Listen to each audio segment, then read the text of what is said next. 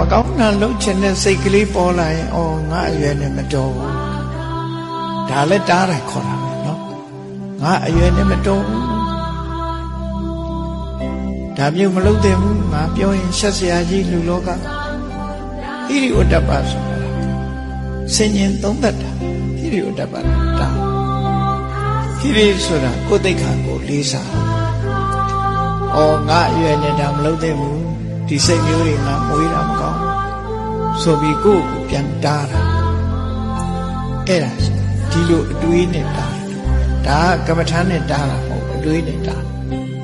ဆင်ញင်တုံတရားနဲ့တွေးတားဩငါဒီသက်တည်ရွယ်လို့ဖြစ်နေပြီဩသူများသက်တည်တတ်နေတာသူများဥစ္စာခိုးတာသူတော်ဘာသားများပြစ်မှားတာလိန်ပြောတာအရက်သေးစားတောက်စားနေတာမတော်ဘူးငါကတော့သူများဆုံးမရမှာမိဘဖြစ်နေဩငါမိဘဖြစ်နေသားသမီးတွေငါဆုံးမရမှာငါလုံနေလို့မတော်ဟောဒီလိုတွေးရမှာအဲ့ဒါလည်းစိတ်ကိုတားတယ်လို့ခေါ်အဲ့ဒါလို့မတားလို့ရှိရင်လူလောကမှာရုပ်ပြက်ဆင်းရဲဖြစ်ပြီးဂုဏ်သိက္ခာကြီးကျဆင်းတယ်